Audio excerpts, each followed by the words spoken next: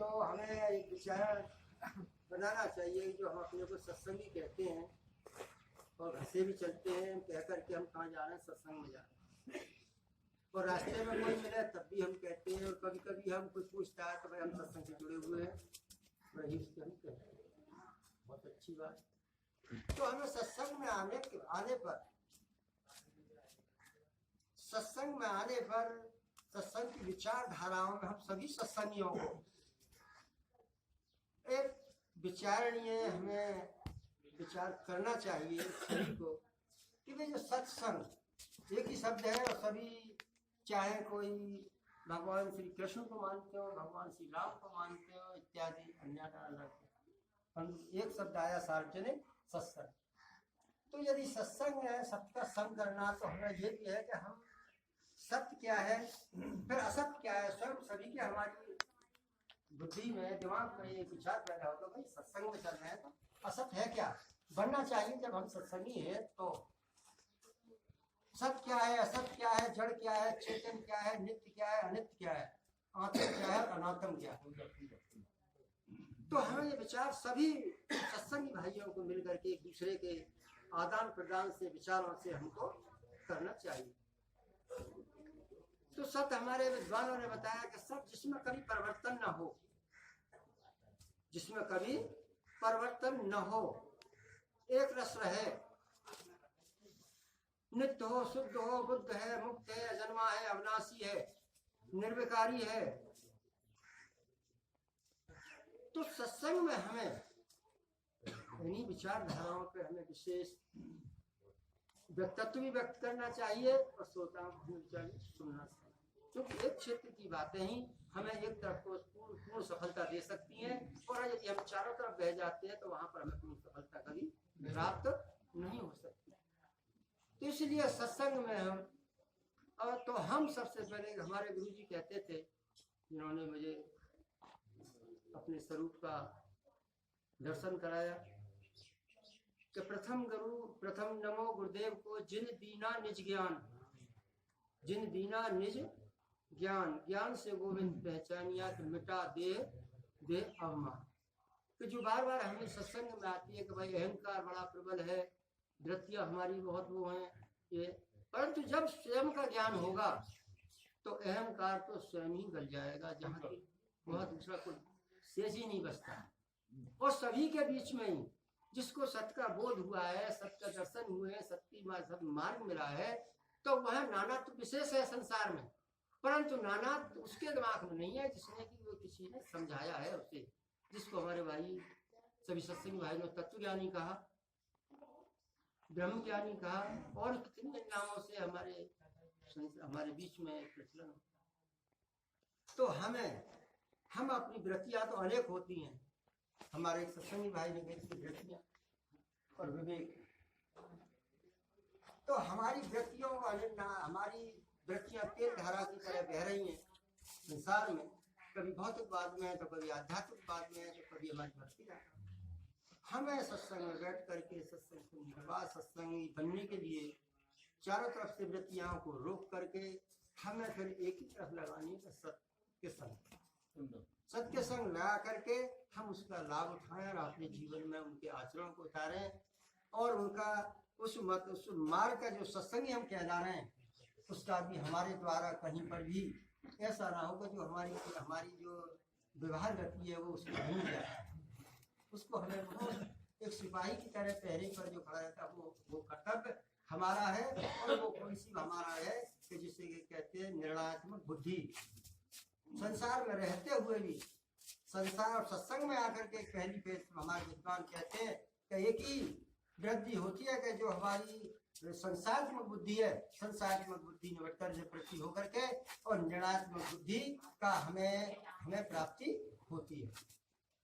ये हमें अपनी स्वयं को हम सबको पहचान करनी है कि हमारी जो बुद्धि जो नानात्व बनी हुई है वो एक रास्ते पर निर्णयात्मक में सत्य के साथ जुड़ रही है, क्या कितनी दूरी है, क्या कितनी नहीं है। यही मेरे सभी सत्संग भाइयों से मेरा अनुरोध है कि यदि सत्संग है तो हम अपने इस क्षेत्र में एक ही क्षेत्र की विचारधारा रखें और उसको अपने जीवन सत्संग का भी हम नाम उठाएं और अपने जीवन को समाज की तरफ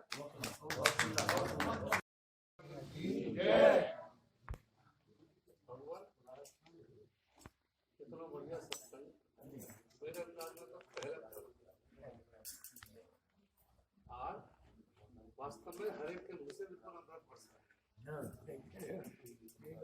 क्योंकि हमारे बौरे सुनकर होना पहले,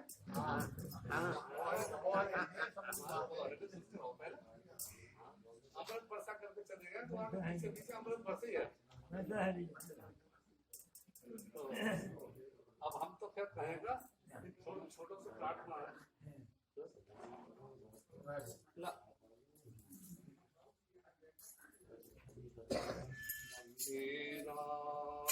अब तो ऐसी दया हो जीवन निरर्थक जाने न पाए, यह मन न जाने क्या क्या कराए, कुछ बन न पाया अपने बनाए,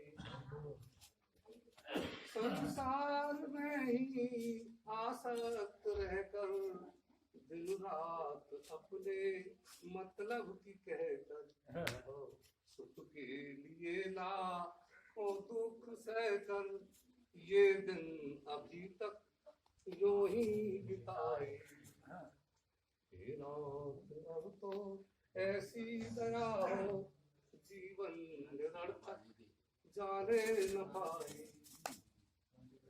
ऐसा जगा दो फिर सो न जाऊं, अपने को निष्काम प्रेमी बनाऊं, मैं आपको चाहूं और पाऊं, संसार का भय रह कुछ न जाए, हे नाथ अब तो ऐसी दया हो जीवन निरर्थक जाने न पाए, वह योग्यता दो सत्कर्म कर लूं, अपने हृदय में सद्भाव भर, नर्तन है साधन, ये अमूल्य मिला हमें इसीलिए मिला है 84 लाख लोग में मसाला, नर्तन है साधन भव सिंध तर लूं, ऐसा समय आए न आए,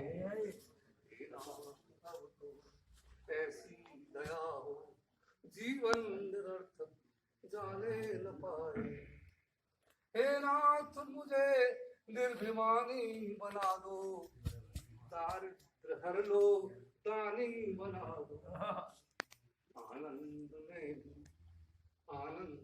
भी ज्ञानी बना दो, मैं हूँ तुम्हारी आशा लगाए, हे नाथ अब तो ऐसी दया हो जीवन निरर्थक जाने न पाए, जय श्री राम।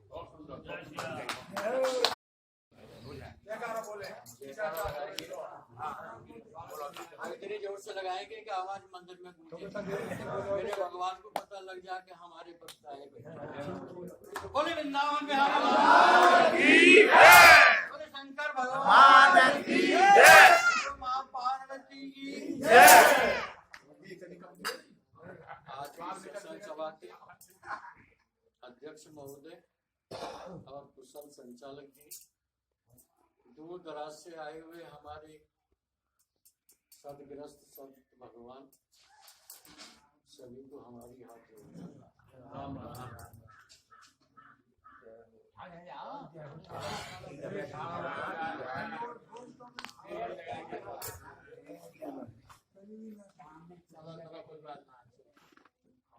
देखिए,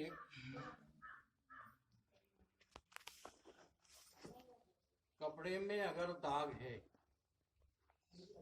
कपड़े में अगर दाग है तो साबुन लगाना होगा तभी तो जाएगा। कपड़े में अगर दाग है तो साबुन लगाना होगा, अगर मन में दाग है तो सत्संग में आना होगा, क्योंकि ये मन का दाग बिना सत्संग के नहीं है, और जब तक ये मन के दाग नहीं धुलेंगे तब तक भगवान की तरफ हम अग्रसर नहीं होंगे। हम मन के दाग धुलें कैसे? जब हम सत्संग में आएंगे तो मनीषियों की वाणी सुनेंगे, वो हमें कुछ रास्ते बताएंगे, अपना अध्ययन करके कुछ ना कुछ नया लेके आते हैं और भगवान की तरफ प्रेषित करते हैं, शायद उनकी कोई ऐसी बात लग जाए और हमारा कल्याण हो जाए और हमारा ये यहाँ से सत्संग जाना आसान हो जाए। तो देखिए, सत्संग में हमारे हर ग्रंथ में सत्संग की बात आई। रामचरितमानस में देख लीजिए, तुलसीदास जी ने बहुत बढ़िया बात कही। अभी हमारे ब्रजेश बाबू बता रहे थे विवेक के बारे में, तो हमारे तुलसीदास बाबा ने एक बात कही कि बिन सत्संग विवेक न हुई और राम कृपा बिन सुरत। अगर हम ज्ञान की बात हमें मिलनी है तो सत्संग में मिलेंगी, और सत्संग में कब आना होगा? जब मेरे प्रभु की कृपा होगा। उनकी कृपा के बगैर हम सत्संग में नहीं जा सकते। और सत्संग में जब हम आएंगे तो बात सुनेंगे, और सत्संग का मजा भी तभी है कि जब शास्त्रों से बात हो और उनके रास्ते पे हम चलें। दूसरी बात आती है सत्संग में, तुलसीदास बाबा ने कहा है कि संत समागम हरि कथा, तुलसी दुर्लभ दो और सुत दारा लक्ष्मी तो पापी। जिस हम भौतिक संसार की माया के पीछे इतने दीवाने होके भागते हैं, उनके पीछे पीछे भाग रहे हैं, नष्ट रहे हैं, हम जब जानते हैं कि ये सारी चीज यहीं से मिली है, हमें यहीं रह जानी है। लेकिन अगर हमें अपने जिस कार्य के लिए हम आए थे उसको पाना है तो संतों की भी शरण में जाना पड़ेगा। हो सकता है हमें कोई संत ऐसा मिल जाए जो हमारा कल्याण करते। तो संत की क्या महिमा है? तुलसीदास बाबा ने बहुत बढ़िया बात कही है कि संतों का अगर सत्संग मिल जाए, एक घड़ी आधी घड़ी आदि में पुण्याद, और तुलसी संगत साथ की कटें को। अगर आधी घड़ी में से चौथाई भी अगर हमें सत्संग किसी संत भगवान का मिल जाए तो हमारे करोड़ों पाप पूरे करते। लेकिन अब हम संत भगवान को ढूंढें कहाँ, हमें मिलेंगे कैसे? क्योंकि कान फूंकने वाले तो बहुत हैं जो आपका कान फूंक के बता देंगे कि भाई संत महात्मा है, तुम ये कर लो ये कर लो। लेकिन अगर संत महात्मा हमें मिलें कैसे? संत महात्माओं का मिलने का भी एक बहुत बढ़िया रास्ता है कि उनकी हम पहचान कैसे करें। जैसे मान लीजिए ठंड का मौसम है और सर्दी पड़ रही है और हम किसी कमरे में गए तो वहां जाके हम ये देखते हैं कि हमें उसमें गर्माहट सी आ रही है, और हमें ये पता नहीं है गर्माहट आ कहाँ से रही है, गर्माहट कहाँ से आ रही है, और हमें ये गर्मी का एहसास हो रहा है कि भाई गर्मी हमें लग रही है, ठंड का निवारण हो रहा है। क्योंकि जो वहाँ कोई हीटर जला के रखा है वो हमारे से अदृश्य है, वो हमें दिखाई नहीं दे रहा है, लेकिन उससे ये पता लग रही है जहाँ अग्नि जली हुई है और दिखाई नहीं दे रही है, उसकी हमें गर्माहट ये बता रही है कि यहाँ कहीं अग्नि का वास है। इसी तरह से जब हम संत महात्माओं के पास जाएंगे तो उनके संतों के जो गुण हैं वो स्वतः हम में आने शुरू हो जाएंगे। उनकी बात करने से, उनके छूने से, उनके चरण स्पर्श करने से, उनकी भावनाओं को पहचानने से, उनके गुण जब हमारे अंदर आने शुरू हो जाए और हमें एहसास हो कि भाई ये कोई ज्ञानी पुरुष है, तो समझो कि ये संत भगवान है। बहुत सुंदर, बहुत सुंदर, बहुत सुंदर। दूसरी बात ये है, बात हर जगह आती है, सभी तरह की आती है कि अगर हम किसी को अपने को सुधारेंगे, क्योंकि ये जो शरीर हमें मिला हुआ है ये कोई इस काम के लिए नहीं है, भौतिक संसार के कामों के लिए। भगवान ने कहा कि भौतिक संसार के भी काम करो और भगवान का भी नाम लो, क्योंकि इंद्रियों से काम करो और मन से भगवान का नाम लो। इंद्रियों की पूजा को भगवान स्वीकार नहीं करते, मन की पूजा को भगवान स्वीकार करते हैं। अगर हम मन भगवान के चरणों में लगाएं और कर्म इंद्रियों से करें तो हमारे दोनों काम सिद्ध हो जाएंगे। हम भौतिक संसार का काम भी करेंगे और उस आध्यात्मिक का भी हम काम करेंगे।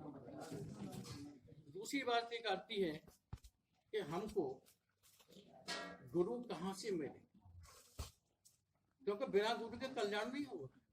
सभी शास्त्र बताते हैं कि अगर गुरु नहीं होगा तो ये शरीर तो हमें भगवान ने दे दिया, और भगवान ने कैसे दे दिया? ये हमें जो शरीर मिला है ये किसी हमारे पुण्य के कारण हमें नहीं मिला है, हमारे किसी पुण्य कर्मों के अनुसार हमें ये शरीर नहीं मिला है। क्योंकि तुलसी बाबा कहते हैं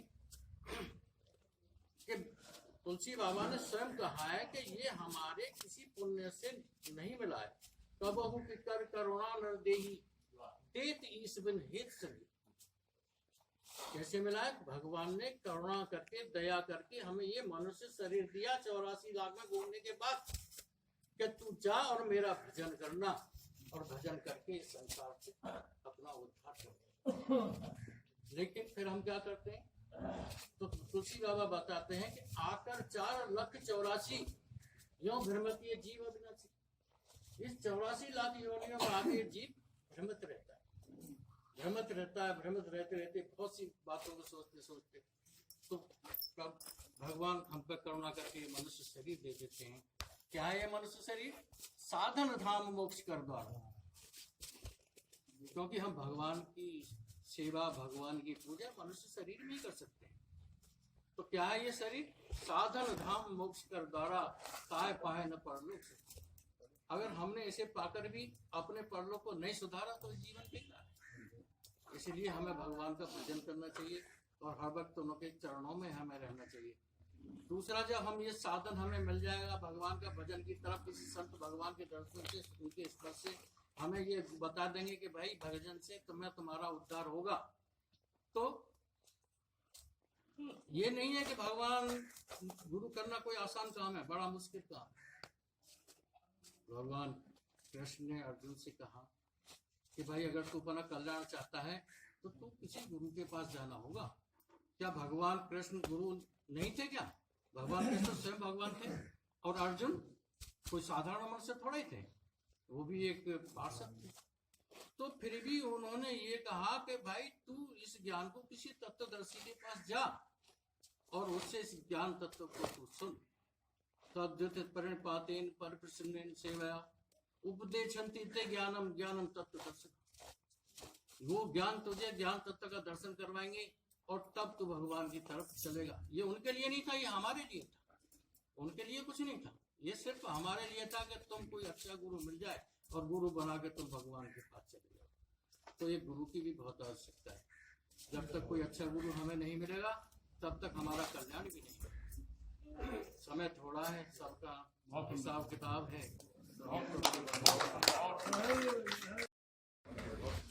अब दूसरा मैं क्षमा चाहूंगा कि मुझे गुरु कहकर पुकारा गया है, ये इनकी महानता ही कही जा सकती है, वरना मैं तो अभी पैदा हुआ हूँ।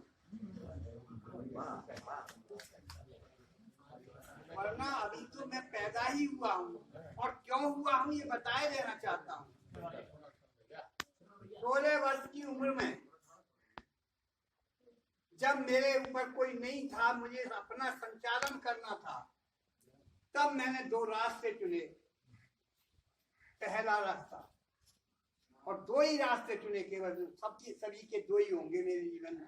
मेरे जीवन में आए तो मैं समझता हूँ 2 ही रास्ते होंगे, तीसरा रास्ता हो नहीं सकता। पहला रास्ता चुना, एक है नेगेटिव नकारात्मक, दूसरा है पॉजिटिव सकारात्मक। नेगेटिव का अर्थ होता है कि मैंने देखा बढ़िया फोन पे लग रहे हैं। क्योंकि ये मेरी मजबूरी। नकारात्मक तो ये है प्रैक्टिकल जीवन में कि कोई डकैती से बढ़ रहा है तो मैं भी सोच लूं यार डकैती एक दफे डाल के मैं भी बढ़ के दिखा दूं, लेकिन पता नहीं है उसे जो सोच रहा है कि कोई किसी तुरंत पकड़ा गया तो आजीवन जेल जाएगा। दूसरा दादागिरी से बढ़ रहा है तो मेरा मैं ये भी सोच सकता हूँ कि यार बड़े मजा ले रहा दादागिरी, ये नहीं पता दूसरा दादा तुझसे ऊपर हो गया तो तेरी छूट अभी फूटे देगा। तीसरा रास्ता नेगेटिविटी का, चोरी का है। तो पहले तो ये की अनुभव है, चाहे 16 साल का हो, चाहे 20 साल का हो, चाहे 5 साल का हो, कि जो चोर हो जाता है उसके दरवाजे पे टीप भी नहीं लग पाती, जिंदगी में चोरी करता हूँ।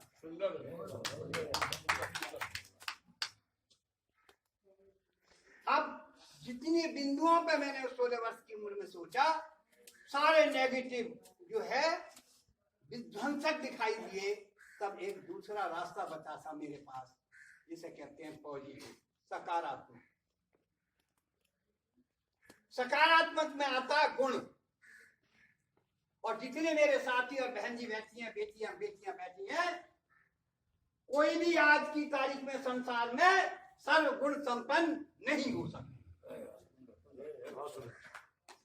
तो इसलिए मैंने सकारात्मक पोजीशन को चुना कि मुझ में गुण हैं, कितने कम हैं, जो अनन्य लोगों के आसंग मात्र भी नहीं है, इसलिए कितना इन्हें बढ़ा सकूं, ये मेरा जीवन का ऑब्जेक्ट होगा। तो मैंने 16 वर्ष की उम्र से केवल पॉजिटिव लाइन को चुना।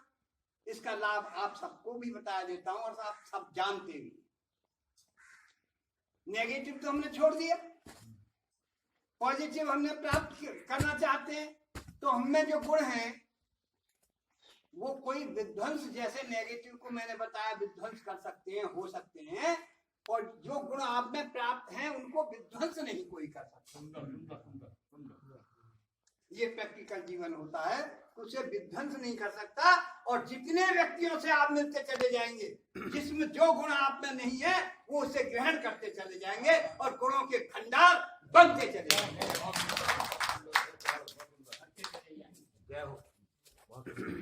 साथियों, मेरा ये दूसरा सत्संग है, इसलिए मैं अभी गोद में हूँ। मेरे जीवन का 87 वर्ष की उम्र में पहला मुझे मौका मिला दिया, और दूसरा सौभाग्यशाली हूँ कि मंदिर पर ही मिला। और आज खुशी इस बात की हो रही है मुझे कि जब मंदिर पर मिला है, मेरी माँ ने एक ही इच्छा की थी मुझसे कि भैया मैं भक्त हूँ। मैं बता माँ, मैं ईमानदार व्यक्ति हूँ, कोई ऐसी असीम बात तो तेरी पूरी कर नहीं सकता, लेकिन जो जिसे कर सकता हूँ तो करूँगा। भैया हाँ, एक मंदिर बनवा दे मुझे, चाहे मुझे खेत में ही हो। आत्मा बड़ी गदगद भी हुई, आहत भी हुई। माँ चिंता क्यों करती है, तुझे मंदिर भी बनवाऊंगा और तुझे राजघाट नरोरा भी। तूने तो वो कुछ दिया है, तेरे लिए तो सर्वस्व किया जा सकता है, अंश मात्र भी तूने मुझसे इच्छा प्राप्त की। तो दोस्तों, मंदिर तो बनवा दिया, माँ को नरोरा भी फूंक दिया, लेकिन कर्तव्य पालन के आगे मैं सत्संग में नहीं जा सका। और कर्तव्य भी मुझे इतना श्रेष्ठ लगा कि मैं अभी सभी आज साथियों से आशा भी करता हूं और विश्वास भी रखता हूं, ऐसा मुझे आभास भी होता है कि ये जितने सत्संगी हैं वो मेरे अनुयायी हैं, भले ही मैं इनका नहीं रहा हूं। क्योंकि मेरे सत्संगी केवल सकारात्मक दृष्टिकोण ही सोचते हैं। 3 घंटे उस दिन सुना था, 3 घंटे आज, 4 घंटे आज हुए हैं। जितने सकारात्मक सोच मुझे 10-20 साल में नहीं मिली, इस 6 घंटे में प्राप्त हुए, इसलिए आप सबका आभार।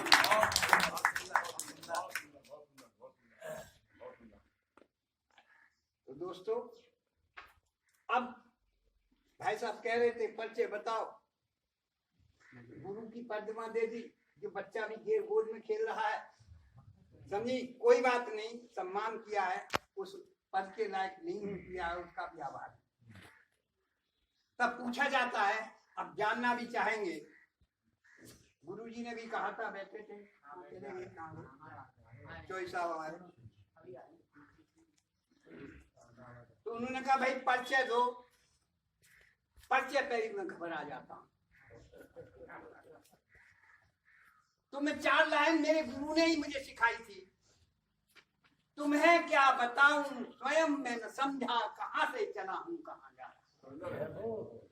तुम्हें क्या बताऊं, स्वयं मैं न समझा, कहां से चला हूं कहां जा रहा हूं।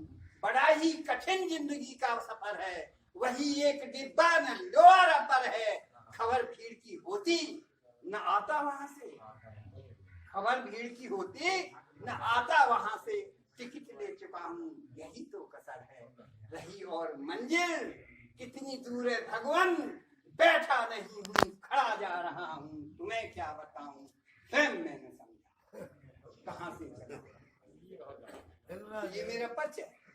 जब मैंने सोचा एकदम, जैसे कहते हैं ना स्वाभिमान सम्मान अहंकार सब कुछ आता है मानव जीवन में, तो एकदम गिरानी हुई यार, मैंने तो परिचय बड़ा इतना कमजोर दे दिया, कहीं गलत आवाज न चली जाए। तो दूसरा तुरंत मुझको 4 लाइन और याद आई, और मुझे तुम जैसे सकारात्मक लोग, मैं सकारात्मक भावना को जो रखते हैं, पॉजिटिव भावना को रखते हैं, उन्हें सोने से कम नहीं आता। तो जब मैं उन्हें व्यवहारिक में सोना मानता हूं तो तय है मैं अपने को भी सोने से कम नहीं मानता।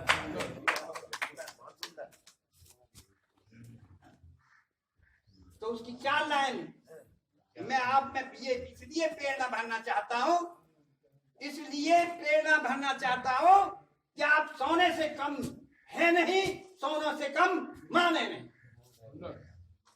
तभी आप सोना को रह पाएंगे।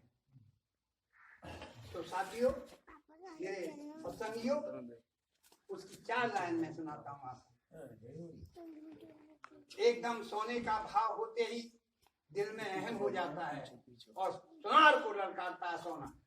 आप ऐसे ही सबको ललकार सकते हो। सुनार को क्या ललकारता है? सुनते मुझे तू अग्नि में जला दे। यानी जब पसंद आता है नारी को, सबको, तो क्या करता है? सोने को आगे में जलाएगा, जब वो मुलायम होगा तब पीटेगा कुटेगा, उसके अनुसार बनाएगा। तो आप सोना बना रहने के लिए कुटेंगे भी, पिटेंगे भी, लुटेंगे भी, लेकिन सोने से नीचे नहीं है। तो गौर से सुनिए, सुनते मुझे तू अग्नि में जला ले, हजारों हृदय पर हथौड़े लगा ले, रहूंगा स्वर्ण का स्वर्ण फिर भी, चाहे गले बंद क्यों न पायल बना दे। अरे गढ़ा था किसी के हृदय में, तभी तो आज छेनियों से गढ़ा जा रहा हूँ। तुम्हें क्या बताऊं, स्वयं मैंने समझा कहाँ से चला हूँ कहाँ जा रहा हूँ। आपको कष्ट भी जभी होते हैं जब आप किसी के पसंद आते। एक नारी मिली, मैं नारी समाज की सबसे ज्यादा पूजा करता हूँ। मेरी नजरों में नारी समाज में निकम्मी से निकम्मी नारी, जिसको कोई शेर न देता हो, जिसको कोई अपमानित करता हो, वो भी मेरे महान इन पुरुषों से ऊपर है। क्यों है? आप प्रैक्टिकल उस नारी का जीवन देखिए। क्या आप नित्य रूप से कर्तव्य निष्ठा से, जैसे ही उठेगी सीधे झाड़ू लगेगी साथ, देखा होगा ना, हर घर में देखा होगा। उसके बाद तुरंत जाएगी, चाय बनाएगी, उसके बाद सबको पिलाएगी, उसके बाद बर्तन मांजेगी, उसके बाद वो अन्य चीज करेगी, फिर दोपहर का खाना बनाएगी, फिर खिलाएगी, फिर करेगी। शाम 6 बजे हो जाएगी, रात को सबको 9:30 बजे जब सो रहे होंगे तब उनके पास एक गिलास का दूध दे जाए, सो जाओ। सबसे पहले उठकर सबका कर्तव्य निर्वाह करते हुए नारी सबको आराम से, पूरी अपनी इच्छा से, पूरी ताकत भर से जितना सुख दे सकती है, देने के बाद ही सोती है। मैं आप सब सत्संग से प्रार्थना करना चाहता हूं कि इस विषय पर मंथन करें, और जिस सत्संगियों ने अपने घर में नारी को सर्वोच्च मान लिया, उसे स्वर्ग से नीचे कोई स्वर्ग नहीं मिल सकता। दूसरा, आप सत्संग में हैं, पॉजिटिव हैं, गुणों के भंडार हो गए हैं, तो उस भंडार का उपयोग, कहते हैं स्वयं डूब जाएगा तो दूसरे को क्या तैराएगा, स्वयं डूब जाएगा तो दूसरे को क्या तैराएगा। इसलिए सबसे पहले नारी का सम्मान करके उसके स्वाभिमान को जो कर रही है, जिसका अदृश्य है, उसको जगाइए। दूसरा, कोई न कोई टाइम, कोई न कोई मिनट उन पर अर्पित कीजिए। दूसरा, अपने जो बच्चे आपने पैदा किए उनके प्रति भी आपका दायित्व बनता है। दायित्व क्या है कि जितने हमने गुण प्राप्त कर लिए उनको हमने अगर केवल क्या कहते हैं, सुझाव, अगर आदेश देंगे तो कोई बच्चा नहीं मानेगा। मैंने सोचा, प्रैक्टिकल किया, एक नाती को पकड़ा और कहा कि भाई सब लोग कहते हैं बुढ़ियों की तो कोई मानता ही नहीं, आजकल माँ बापों की तो कोई मानता ही नहीं। मैंने कहा देखूं भाई मानता क्यों नहीं है, क्योंकि गहन अध्ययन सकारात्मक सोच में ही आता है। तो दो नाती थे मेरे पास होते थे, तो मैंने आजमाइश के लिए कि बुढ़ों की क्यों नहीं मानता, इसलिए बच्चों मैंने कहा एक बात सुनोगे क्या? हाँ, जानते हो मैं आदेश तो देता नहीं हूँ, सुझाव देता हूं। तो क्या तुम अपनी इच्छा से पूरे दिन मोबाइल ही खेलना, पूरे दिन सोना, पूरे दिन कुछ अपनी इच्छा से प्रोग्राम बना के दे सकते हो? बच्चों से क्या कहा मैंने? केवल जो तुम्हारी इच्छा है, अमेंडमेंट, शर्माना नहीं, बाबा मांग रहा है। एक ने तो यही कह दिया, मैंने बना के दोगे? तो पहला तो बोला बाबा हाँ, मैं कंप्यूटर की जिंदगी नहीं जीना चाहता, मैं करेक्ट। हमारे बाहर बहुत याद आ रही है कि कोई भी गलती हो उसका बीच में विवाद नहीं करना चाहिए, तो मैंने उससे विवाद नहीं किया। कहा ठीक बेटे, अब तू बता बेटे। बोला मैं मानूंगा, मैं लिखूंगा, मैं मानूंगा और मैं लिखूंगा। मैंने कहा अगर लिखे माने तो केवल अपनी भावना के अनुसार लिखना, उसमें तेरा बाबा, तेरा बाप, तेरी माँ बीच में नहीं आनी, क्योंकि तुझे बहाना मिल जाएगा कि मैं अपनी बात छोड़ी क्यों नहीं माना। तो साथियों, जैसे ही उसने लिखा उसमें सब बवंडर था, एक ही बात छिपी थी जो मैंने उसमें पकड़ ली थी।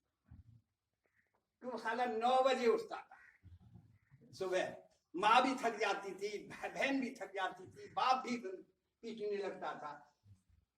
मैं बता भाई टाइम टेबल और दे, तो उसने लिखा था उसने कि 9:30 से सुबह 6 बजे तक स्लीपिंग,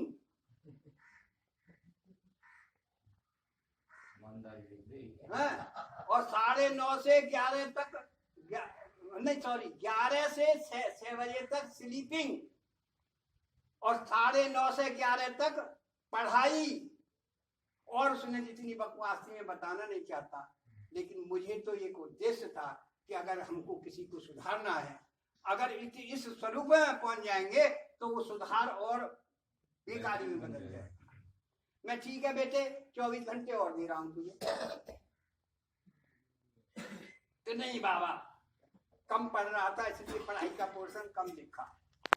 मैं कम फिर आ गया बाबा की लाइन पर, इसे भी साले को आध घंटे कर दे, मत 0 कर दे, लेकिन कह मैं स्वेच्छा से लिखा है। जैसे ही उसने कह दिया बाबा अब इसमें कोई अमेंडमेंट नहीं है, स्वेच्छा से लिखा है, मैं देख ले अब बाबा बाबा बन जाऊंगा, जूतों की बौछार करूंगा अगर अपने प्रोग्राम को भी तू नहीं मानेगा। मैं देखता रहा, मैंने कभी भी कहूं ना कहूं मेरी राजी है, तुझे चेक करूं ना करूं मेरी राजी है। मैं पढ़ा रहा, सोया, 5 बजे जग गया, क्योंकि मुझे तो सुधारना था। 5 बजे से घड़ी देखता रहा और बोली क्या देख रहे हो? बबुआ बोली क्या देख रहे हो? मैं घड़ी देख रहा हूँ। पहले तो कभी नहीं देखी, मैं आज देख रहा हूँ और पता चल जाएगा क्यों देख रहा हूँ। जैसे ही 6 बजे मैंने कहा बेटे उठो, तो और मैंने उठाए 5-7 खींच के दिए। साले अपने प्रोग्राम में भी बाप की न माने, बाबा की न माने, साले अपने प्रोग्राम की क्यों नहीं मानेगा? अगली दिन जब आवाज दी तो पिटने से पहले ही उठ गया। तो मेरा इस उदाहरण को देने का अर्थ है कि आप अपनी औलाद को चाहते हैं कि बच्चे मानना सीखें, आदर करना सीखें, काम करना सीखें, तो पॉजिटिव लाइन का प्रयोग आपको उन्हीं के अनुसार करने दिया जाए और धीरे धीरे जब कर्तव्यशीलता में बदलता जाएगा वे सभी गुण आप में आपके बच्चों में आ जाएंगे। मेरी ताकत ही उनके मन में सारे गुण बच्चों में। मुझे कहा गया था ठाकुरों में होके बच्चे शराबी निकलेंगे, बदमाश निकलेंगे, नाले ठाकुरों के तो बच्चे ऐसे ही होते हैं। मैंने कही ठाकुरों के नहीं होते, बुजुर्गों के संस्कार गलत होते हैं, वो उन्हें समझाना ही नहीं चाहते, उन्हें पत्र पे लाना ही नहीं चाहते। आज मेरे पास 4 नाती हैं, 1 नातनी है, 2 बेटे हैं। 10 लाख रुपए नाम के कोई मेरे बच्चे को शराब पिला दे, 10 लाख रुपए नाम के कोई बीड़ी पिला ले, सिगरेट पिला ले, 10 लाख रुपए जो कोई बात का आज्ञा का पालन न करे। तो मेरे दोस्तों आज के संसद में मैं अपनी प्रैक्टिकल 16 साल तक की अब तक की भावना में पहली बात शायद आपको अच्छी लगी हो या न लगो हो, मेरी विचारधारा मेरी जीवन में सफल हुई है, इसको आपको सफलता की तरफ ले जाने का प्रयास कर रहा हूँ। बात सत्संग की चल रही है, सत्संग की चर्चा है सभी,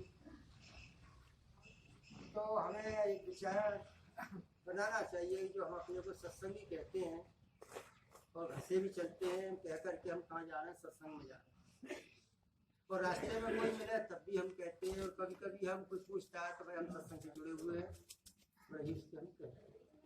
बहुत अच्छी बात। तो हमें सत्संग में आने पर सत्संग की विचारधाराओं में हम सभी सत्संगियों को एक विचारणीय हमें विचार करना चाहिए सभी को कि भाई जो सत्संग एक ही शब्द है और सभी चाहे कोई भगवान श्री कृष्ण को मानते हो, भगवान श्री राम को मानते हो इत्यादि अन्य हम एक शब्द आया सार्वजनिक सत्संग। तो यदि सत्संग है, सबका संग करना, तो हमें ये भी है कि हम सत्य क्या है फिर असत्य क्या है, स्वयं सभी के हमारी बुद्धि में दिमाग में एक विचार पैदा होगा भाई सत्संग में चल रहे हैं तो असत्य है क्या बनना चाहिए। जब हम सत्संगी है तो सत्य क्या है, असत्य क्या है, जड़ क्या है, चेतन क्या है, नित्य क्या है, अनित्य क्या है, आत्म क्या है, अनात्म क्या है। तो हमें ये विचार सभी सत्संगी भाइयों को मिलकर के एक दूसरे के आदान प्रदान से विचारों से हमको करना चाहिए। तो सत्य हमारे विद्वानों ने बताया कि सत्य जिसमें कभी परिवर्तन न हो, जिसमें कभी परिवर्तन न हो, एक रस रहे, नित्य हो, शुद्ध हो, बुद्ध है, मुक्त है, अजन्मा है, अविनाशी है, निर्विकारी है। तो सत्संग में हमें इन्हीं विचारधाराओं पे हमें विशेष व्यक्तित्व भी व्यक्त करना चाहिए और श्रोताओं को सुनना चाहिए, क्योंकि एक क्षेत्र की बातें ही हमें एक तरफ को पूर्ण सफलता दे सकती हैं, और यदि हम चारों तरफ बह जाते हैं तो वहां पर हमें पूर्ण सफलता कभी प्राप्त नहीं हो सकती। तो इसलिए सत्संग में हम सबसे पहले हमारे गुरुजी कहते थे, जिन्होंने मुझे अपने स्वरूप का दर्शन कराया, कि प्रथम नमो गुरुदेव को जिन दीना निज ज्ञान, जिन दीना निज ज्ञान, ज्ञान से गोविंद पहचानिया कि मिटा दे अवमान। तो जो बार बार हमें सत्संग में आती है कि भाई अहंकार बड़ा प्रबल है, वृत्तियां हमारी बहुत वो हैं ये, परंतु जब स्वयं का ज्ञान होगा तो अहंकार तो स्वयं ही गल जाएगा, जहाँ की वह दूसरा कोई शेष ही नहीं बचता है।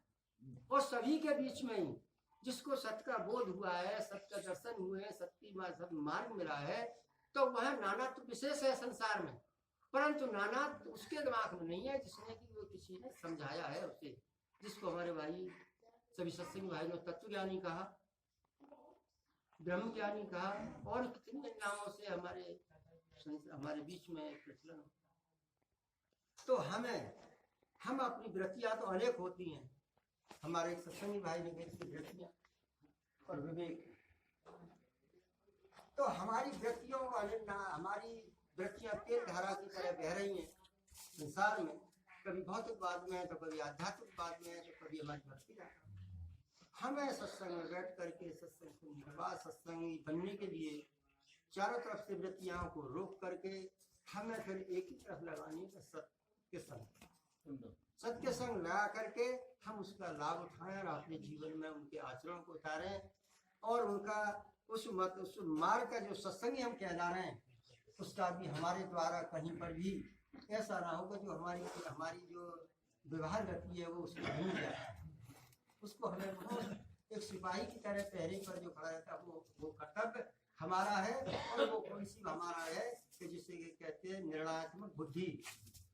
संसार में रहते हुए भी संसार और सत्संग में आकर के पहली फेज हमारे विद्वान कहते हैं कि एक ही वृद्धि होती है कि जो हमारी संसारात्मक बुद्धि है, संसारात्मक बुद्धि निवर्तन से वृद्धि होकर के और निर्णयात्मक बुद्धि का हमें प्राप्ति होती है।